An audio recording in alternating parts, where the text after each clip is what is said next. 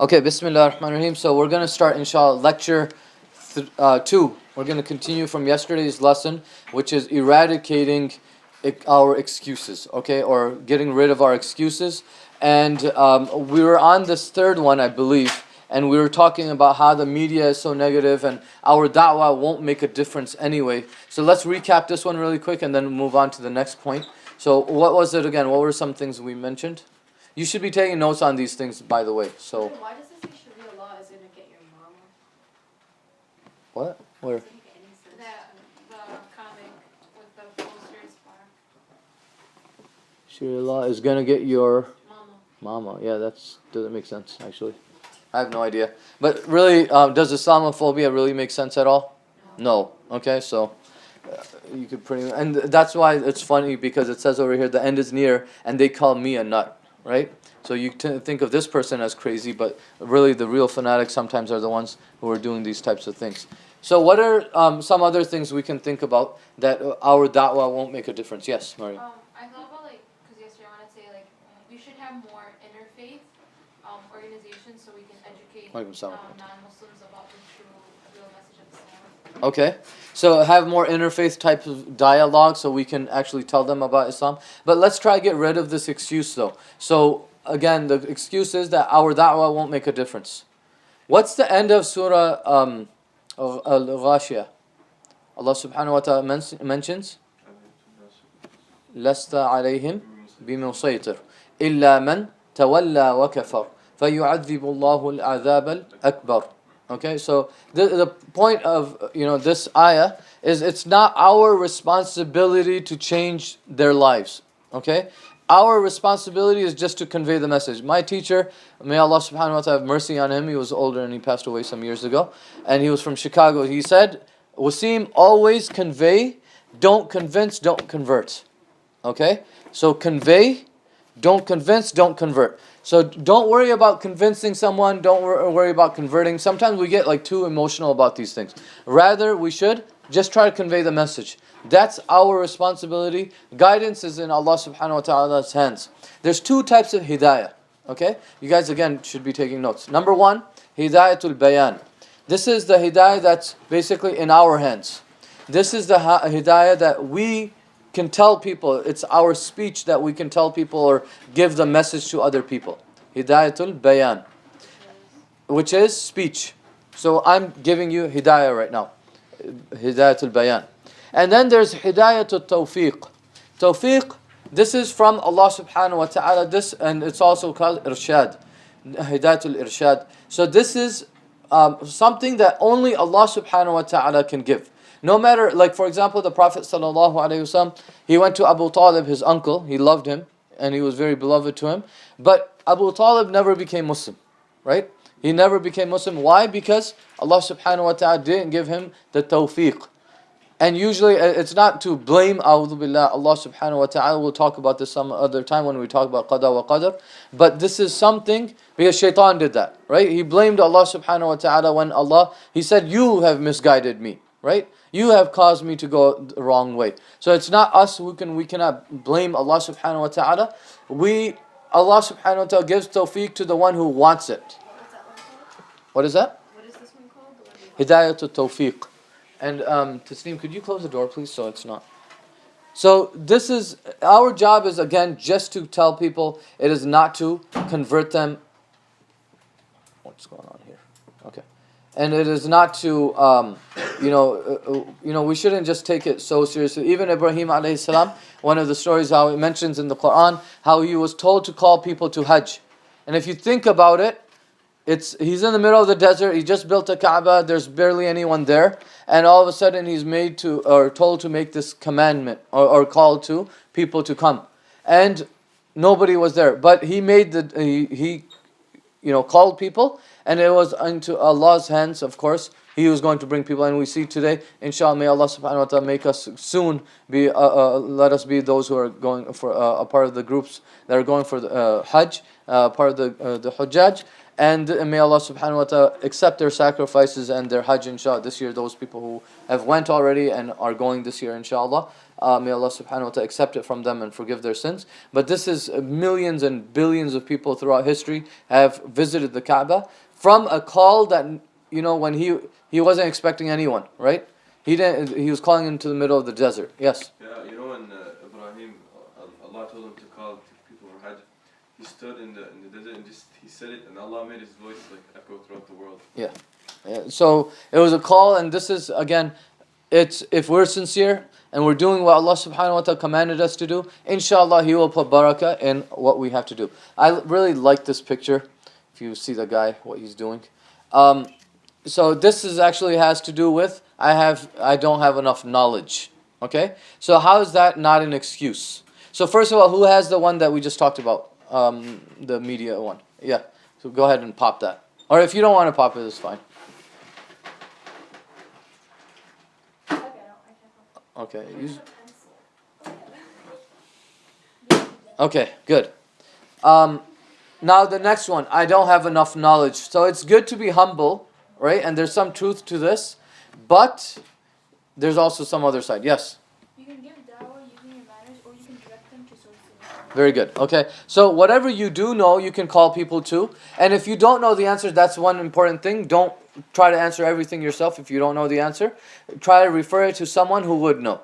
Right? Or tell them, you know what, can I take your contact information and or email number, whatever, and I'm going to get back to you. I'm going to check with someone, and I'll get back to you with the answer for that. And we shouldn't act like, because sometimes evangelists or people who are giving da'wah for other religions, sometimes they try to give every single answer even though they don't know the answer. So we have to be careful as Muslims that we give the correct answer to people.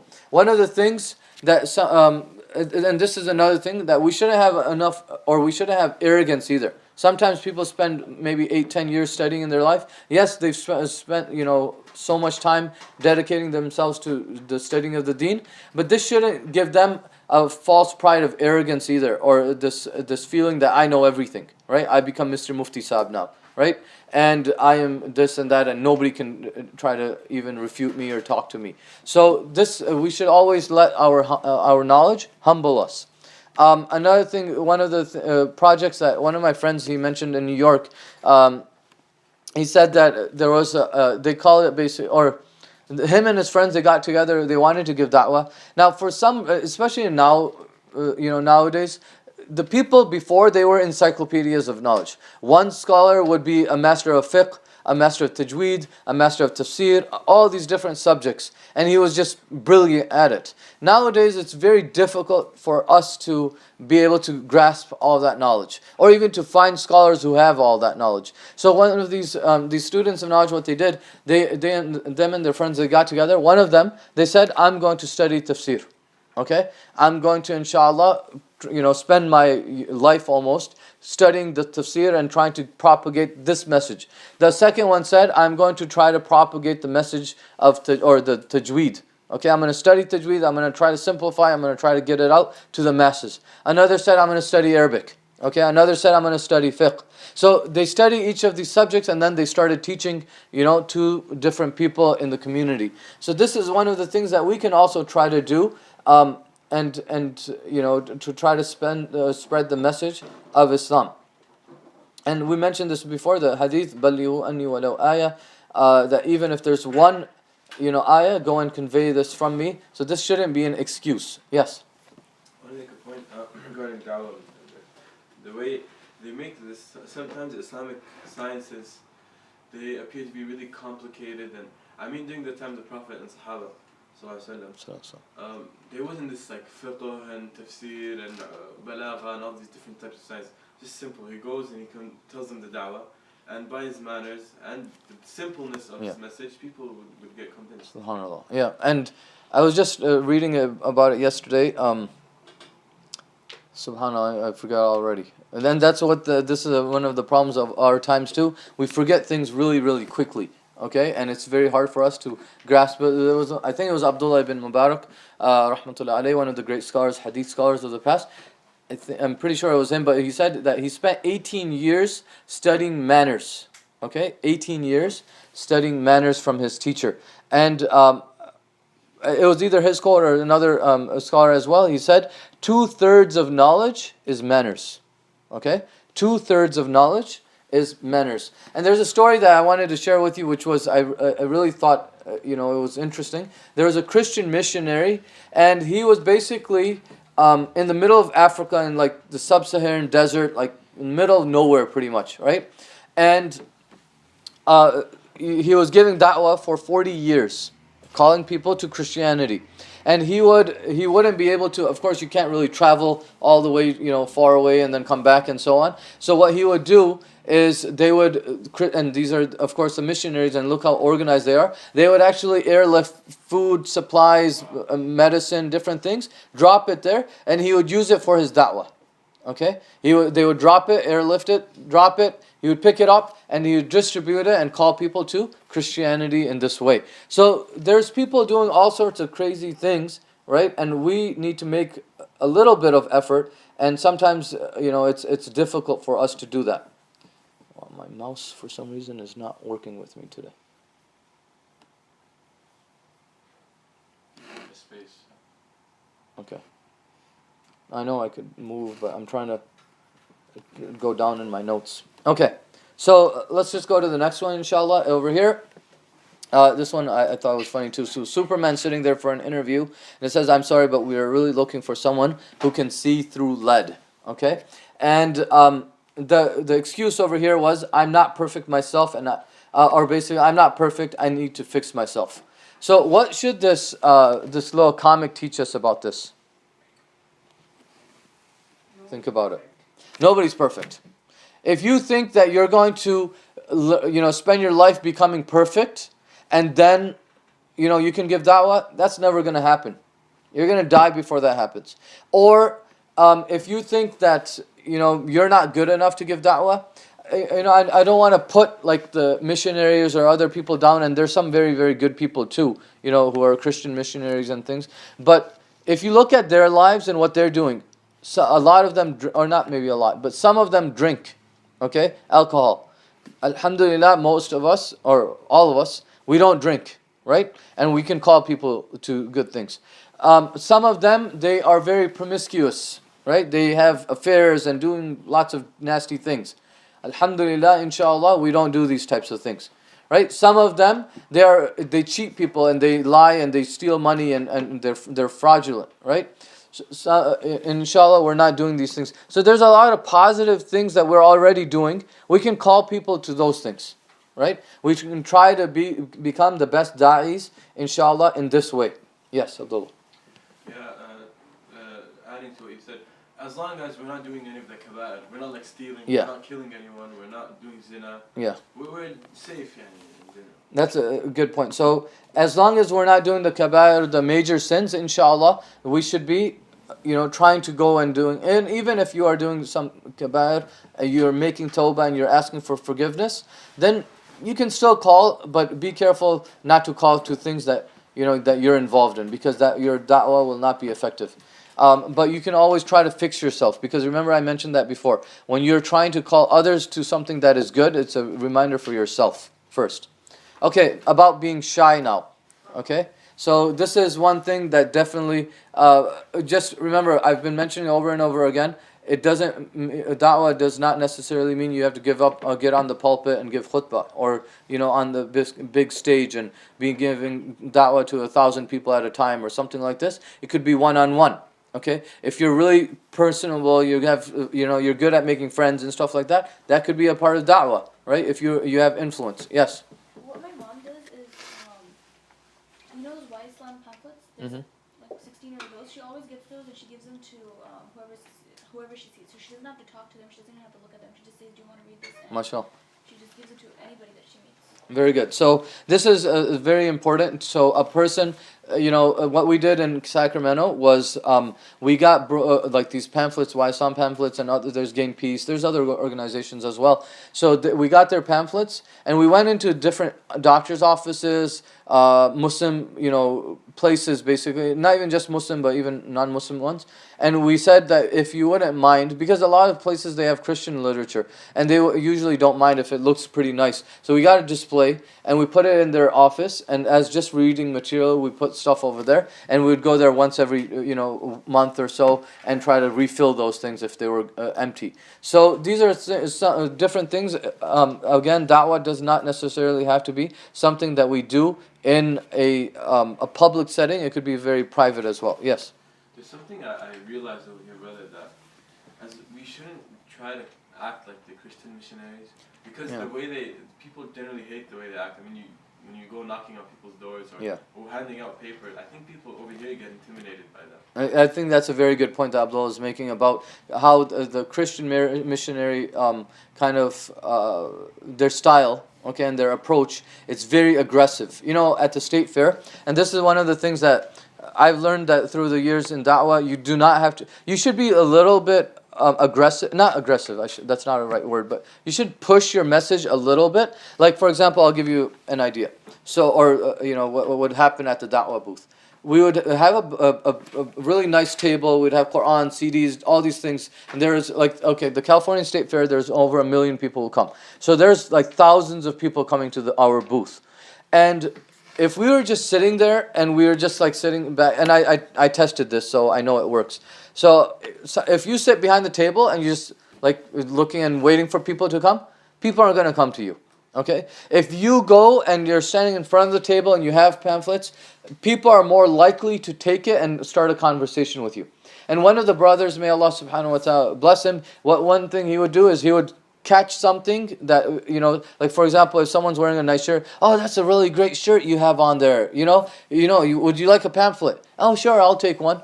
And so things like that, you call them to the booth in that way. But you know what, and this is again what Abdullah said, Christian missionaries, what they were doing, it was disgusting.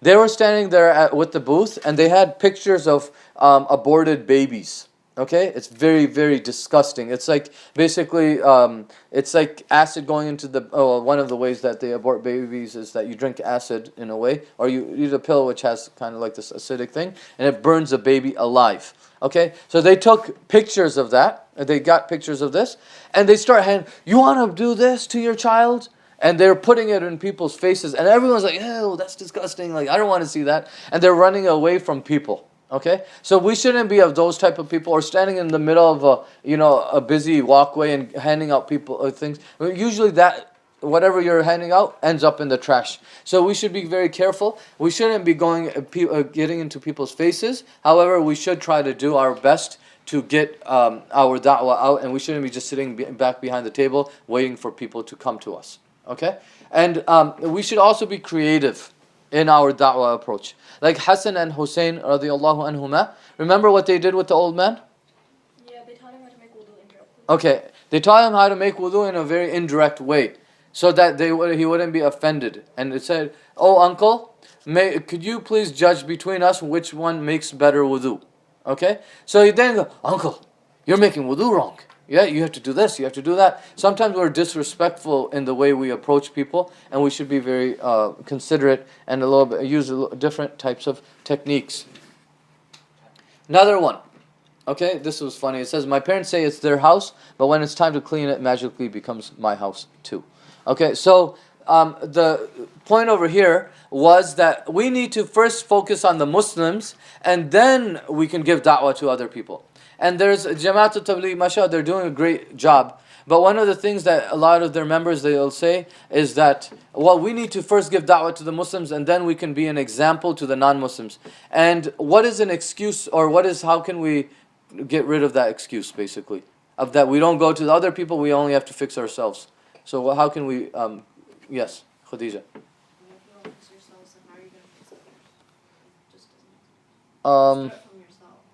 Okay, yes, you start with yourself, but their point is then, like, if you don't fix the Muslims, then how can we give da'wah to the non-Muslims? You're also a Muslim. What is that? You're also a Muslim. Okay, but how can we get rid of that excuse? Think about it. What is that? Oh, that's my other notes. Why did that come up?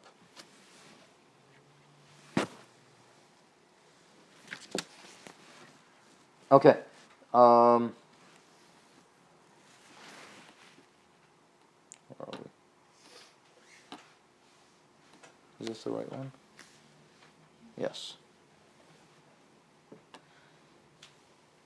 Okay, so again, this is one of the things that a lot of people will come up with excuses. One is da'wah is to non-Muslims, and islah is when you are giving da'wah, or you can say you are trying to fix the condition of the people, the Muslims around you. So these are two different things. And you look at the example of the Prophet sallallahu alaihi wasallam. Remember, everything goes back to him.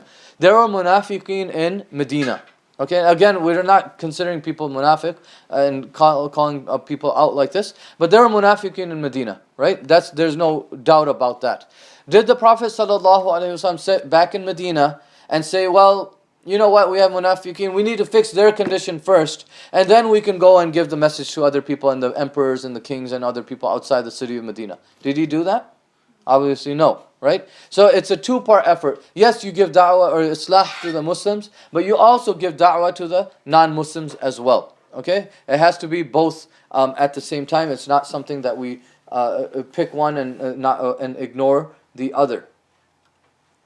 Another thing is that obviously that nothing will ever, we will never be able to fix all the Muslims, like we said. This is just time will never come. We'll spend our entire lives doing that, and our situation wouldn't change much then. And Surah number 4, ayah number 48. I want you to bring your attention to this as well, or this point. If you're Muslim, inshallah, we're going to Jannah. Right? Because the hadith, Man qala la ilaha illallah dakhala al-jannah. The Prophet ﷺ said that whoever mentions or says la ilaha illallah, they will enter Jannah, inshallah. Right? So, a person who's Muslim, inshallah, they will enter Jannah. What about the person who's doing shirk? Right? Allah subhanahu wa ta'ala says in Surah An-Nisa, ayah number 48, that Allah does not forgives everything except shirk. Okay? Everything will be forgiven except shirk. So imagine if your Muslim or non-Muslim neighbor, or whoever, relative and family member, or co-worker, whoever dies upon shirk, will they be forgiven for that? But if they're Muslim? No, if they're non-Muslim, if they did shirk. Most non-Muslims commit shirk. Okay, so they will not be forgiven for that, right? So our responsibility is first to call them, because they are more deserving, of course. Like, for example, if you go to a doctor, okay, and someone has, a minor headache, okay, and then on the other hand, they have a finger that's gushing out blood, okay, they got cut somehow, and it's like gushing blood. If you go to the ER, what's the doctor going to treat first? He's going to treat the finger first, right? Because it's gushing blood. He's going to talk about the headache later, inshallah, right? Or try to treat that later. Same thing over here. If someone has a major problem, which is shirk, we try to deal with those people first. But one thing I just want to mention, we shouldn't ever denounce or put down any organization. Every organization is doing some good. Okay, so Tabligh Jama'ah, they're doing a great effort with the Muslims. The Waseem is doing a great effort with the non-Muslims. Gain Peace, whatever. All these different organizations, they're doing, inshallah, work for Allah subhanahu wa ta'ala. So we shouldn't ever put anyone down. Okay, the next point was basically it's me, myself, and I. Basically, I only have to worry about myself, and I don't need to go and tell anyone else about it. So what is that? How can we combat that excuse? What time is it? Anyone? Yes, Maria. I think I remember Sister Fatika said that kibr, like selfishness in the heart, that the person who has that won't go to Jannah. Okay, so kibr is arrogance. So if someone has kibr, that means like they have this arrogance, they will never go to, or that will stop them, prevent them from going to Jannah. Okay, yes. What's the story mentioned about the fish? The people who thought like they only worried about themselves and they weren't fixing the bad. Very good. And Okay. There's also the story about that one guy who was destroyed In the village. Because he thought it wasn't his responsibility. Okay, so we have the Ashab al-Sabt, and we also have the story of the man in the hadith that mentions a man who didn't go and tell other people, right? So that's one thing. Another thing we can get rid of this excuse by is if we continue our life. Yes, Hania. There's also in the beginning when you were first start the course, you said that if a person has iman but does not share it, is an evil person. Okay, very good. So there's another hadith that's mentioned that if a person has faith or iman and they don't share it with other people, this is a type of evil person. Okay, and a person needs to be careful of this. But not only that, if we live in and especially in the society in Massachusetts, this was some years back, but they started putting a lot of gay type of literature out in the public schools. Okay, what do you think the purpose of that was? So they were in their public school system. They started putting stories and literature and different things that talk about gays and lesbians and things like this. What do you think that does? Yes. To make it more accepted among the new generation. Very good. Okay, so it's a way of brainwashing the new generation. Okay, to accept gays and lesbians as being this is something normal. There's no problem with this, and if these types of things continue, right, and we don't do no, as long as we're not gay and or doing those types of things, then there's no problem with it. Or I'm going to protect my kids. One day or another, our kids will definitely be influenced by this. Okay, if we're not calling others to something good, we're going to be influenced by one way or another. And maybe more states would start it as well. So we need to petition and do what we can to go against these types of policies that are trying to spread something like this in the society. Okay, the next one, you had something to say? Okay, yeah, Abdullah. Yeah, I know. I'm sorry, I have so much to say, but Yeah. regarding the homosexuality and that stuff, Yes. I think if you're doing da'wah, you should talk about this to someone after he converts to Islam. Yes. Because if you stand in the street and post it, you're gonna be classified as homophobic, and people are gonna get scared of you. So. Yeah. So that's one of the things we need to use: wisdom, hikmah in our da'wah. So when a person, like for example, at the da'wah booth, should you have a bunch of pamphlets about gays and about abortions and about how alcohol is haram and all these things? No. Like Aisha radiallahu anha said in one hadith, it's mentioned that if these commandments were to come in Mecca in the early period, people would have just ran away from it. They would have ran away from the Quran. Allah subhanahu wa ta'ala first revealed the verses about the hereafter, about building iman and faith, and then when it was solidified in people's hearts, then He started to give commandments. And the same thing, we should use this approach when someone comes to Islam. Okay, and when we're giving in our da'wah as well, first we focus on the things that are fundamental, that are very, very important, and then you bring that person's attention to the things that are, like commandments and other forbidden types of things. Like for example, a sister comes, she just converted to Islam. She comes to the masjid, takes her shahada. Usually, what's the thing that other sisters do? Yeah, so they have this disgusting old dusty hijab that's been sitting in the side of the masjid for like 5 years, and they get it and they maybe hit it against the wall and wipe the dust off, and go, here sister, wear this. Okay? So the point is that a lot of us, we focus on those things, and for someone, there's so many Muslims who don't wear hijab, and this sister or person who just became Muslim, you're like, here, wear this. Brother, wear the thobe. Okay, Imam Suhaib Webb, have you heard of him? Okay? Imam Suhaib Webb, he's very, mashallah, a great teacher and popular. And he was in Detroit, and anyway, so I got to know him, and one of the things he said, it was really funny, he said when he became Muslim, he said that the first things that he was taught was that he has to wear the thobe, he has to wear his pants above the ankles, he has to sleep on the floor, okay, and he has to, so he did all sorts of weird things, okay, and he said that his parents went crazy. Right? His parents were very educated, from a very educated family. He said, my parents just went berserk, like, what the heck happened to you? Right? You just became Muslim and all these. So take it step by step. Especially a convert, use your hikmah, use wisdom when you're calling them or bringing them closer and closer, inshallah, to Islam.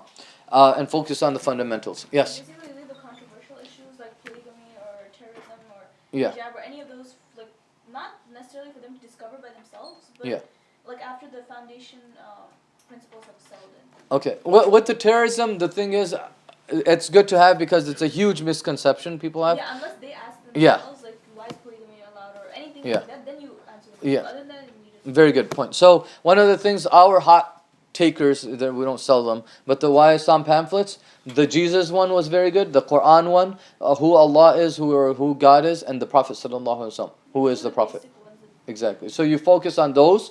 Don't go into the other things yet. Okay, unless of course they ask you at the booth or maybe a friend asks you, then you can go into that. Now, next one it says, "My friends will leave me." Okay, my friends, or I'll lose all my friends. This is more specifically to people who are Muslim, right? Those who are you are giving advice to, and they're Muslim already, and you feel that you're not going to, or they're not going to be your friend anymore because of this attitude that you're giving da'wah to other people and so on. So one thing we want to keep in mind is, if our friends are running away from us when we're calling them to Islam, then that means we're not using the right approach. Okay? We're not using the right approach when we're giving them advice. And we have to do it in a different way. Like, for example, some people, when they're giving advice to their friends, they're making fun of them. Okay? If you're making fun of someone, they're not gonna listen to you. You have to build that trust. You have to build that, like, you really care for them, and then you can try to give them advice. Another thing, people try to give advice in public. Okay? You're not gonna accept that advice. You're being embarrassed, like maybe some people are sitting there, and you're being embarrassed. Nobody's gonna listen to you give advice in this type of way. Okay? What are some other things now that we should be mindful of when calling others to is our friends, basically, or this excuse that I'll lose my friends? So how can we get rid of this excuse now? Yes. You shouldn't be friends with such kind of people. Okay, now I could argue the other way too, because if you say that we shouldn't be friends with those types of people, one thing is that who is going to give them da'wah? That's one excuse, or one thing. Second thing is that if they're having a negative influence on you, then you shouldn't be friends with them. Okay? If you feel that they're causing you to do bad things, then you should leave that friendship. However, if you see that you're having a positive influence on them, then you should keep that friendship. Okay, but you have to be very, very careful about that too, because one of my mom's really close friends, I feel she has a very negative influence on her, right? And she makes her do like really negative, I feel negative things, and so you have to be very careful, because when we talk to my mom about it, no, I'm having a very positive influence on her. So we don't see it, the kids, and my dad doesn't see it that way. But anyways, yes, Marie. I feel like sometimes when we give advice to our friends, we have to be mindful of not to judge them. Okay. Yeah. Because, like, personally, I had a friend, and I would try so hard to influence her in a good way, like, and subhanallah, yani, I was 16 years best friends with her, and then she started taking off her hijab, and I tried, and she thought I was mothering her. And I tried so hard not to judge, but sometimes it's so hard, you have to kind of let them go, and sometimes they'll find their way back. Inshallah. And inshallah, that's a very good point that you made, that don't judge people, okay? And don't make it feel like you're judging them or being judgmental, and just again, when you're giving them advice, because some people, that's why I put this in here, because a lot of people will give you this type of attitude, like, you're just judging me, you think you're better than me, and whatever, and you're being arrogant, and you just, because you practice a little bit, you think you're better, and so on. So one of the things you need to always think about is like the approach I talked about, and then, like you mentioned, very importantly, you need to know when you should back off. Okay, from that person. First Abdullah, and then Khadija. Yes. For example, you have a friend, you do da'wah. You're not supposed to make Islam as if you're like calling them to a political party or to a corporation. Yeah. It's just simple. Make it as if it's not like something I don't know, how can I say this? Something It's not like sense. a company or a party you're calling them to. No, it's just simple Islam. Okay. And that's an excellent point again, Brother Abdullah brought up, that, remember I mentioned this before too, that when the ayah from Surah Fussilat, ayah number 33, where he says, وَقَالَ إِنَّنِي مِنَ الْمُسْلِمِينَ, that we call ourselves Muslims. So let's not call each other to parties, and this is one of the problems. A lot of people who convert to Islam, they come into the masjid, and the brother, I actually had this happen over the summer, okay? So this one brother, he came to, I was in California, I was teaching a class in the masjid there. It was for youth, and it was during Ramadan, and one of the brothers, he was a convert, he just converted like 3 months ago, and he was in my class. He was about 19 years old, okay, and this guy, he's he brings this book, and basically this guy's just brand new Muslim, and it was talking about the Salafi da'wah, okay, by some sheikh, and it was like a little pamphlet type of thing, and it was just talking about how this is the right way and the correct way, and everyone else is, this person just became Muslim, okay. Why are we giving him this type of thing right in the beginning, the first 2-3 months? And not only that, other brothers in the masjid, they were telling him, don't listen to so and so. If this person talks to you, don't talk to him. If this group approaches you, don't go to them. This type of thing causes hatred for other Muslims. And this person, usually what I've seen from my experience, is that some years later, or even months later, that person will either leave Islam, okay, entirely, because they see all this friction, or they will lose their connection to the masjid. They might still be consider themselves Muslim, but they will lose that connection to the masjid and that brotherhood, and maybe eventually they might even leave Islam. So we have to be very careful. Khadija, yes. I think it's also you need to pinpoint the certain friends that listen and the ones that don't, because there's certain people where no matter how much you tell them, they won't listen because they'll think you're judging them or you think you're better than them. They just won't listen. Yeah. And there's certain friends that if you try, then they will listen. So you just need to figure out which ones listen and which ones don't. Exactly. Okay. So again, use hikmah, wisdom, when looking at the friends that you have some influence on, more than the ones that you don't. Yes. Well, when you were saying that people leave Islam and they see all this is actually really true, because I was surfing the internet. I saw this one website about the Council of Reverted Muslims. It's literally apostates who form their own council. In the UK, right? From Islam. I don't know. It was just it was a beige website. Okay. I looked through the whole thing. It was horrifying. And a lot of it, the sisters, they were. It's mainly because they either don't understand Islam or they weren't given the right form of Islam, or they saw people that were really, really, really mean to them. They're like, this cannot be the right religion. Yeah. And that's what most of the comments were about. Yeah. And I was just like. Yeah, and that we should be this is another thing that happens. A lot of converts, when they come to the masjid for the first time, they are treated like hugs. Everyone's saying Allahu Akbar, big takbirs and everything. The next time they come to the masjid, nobody even looks at them. On Eid, one of the sisters in the community, in one of the communities here in Michigan, she's basically cries on Eid because nobody even will come and say Eid Mubarak to her in the masjid. Okay, and people are treated in this way, and then they of course start hating the masjid. I mean, who would really like to go to the masjid in that type of situation? Mariam. Brother, I feel like that's because even within our masajid, we sect ourselves. Like all the Arabs will be all the Arabs, and all the Pakistanis will be Pakistani. And then those who are converts who don't know either Urdu or Arabic, and they start talking within their own native language, and they exclude them. So when they do convert, I never see them ever coming back to the masajid for Taraweeh or just for Salat al-Jum'ah. Yeah, there's a very interesting documentary. It's called Unmasked. I don't agree with some things in it, but it's really cool. And I watched it here in Dearborn, and we should really bring it back. But they brought up some really good points, and those were one of them. Our masajid have become men's clubs. Okay, even women, youth, converts, they're kind of left out, and it's all about this okay, this is the Desi masjid, this is the Pakistani masjid, this is the Indian, this is the Hyderabadi, this is, this is a Punjabi one, this is a Karachi one, I'm Muhajir, I'm not, this is from, and then the Arab sometimes, it's within their own, they have this, so, and then sometimes it's like the Salafi masjid, the Tablighi masjid, this masjid, no, we should be welcoming to every single person, and our communities. Inshallah, hopefully the next generation, you guys, okay, are people who look past these cultural differences and these, different things that we have, this cultural baggage that a lot of people have, and that we'll be able to accept ourselves as Muslims and not just these groups. Yes? People that are left out are often the most easy to invite to Islam. Like, my mom had this one friend, I would call her a friend. She literally knew nothing about Islam, and she was a Muslim, and nobody ever invited her to the masjid. And my mom invited her one day to sit at a gathering. Yeah. From then on, she memorized so much of the Quran, and she started learning Arabic herself. It's just a little push.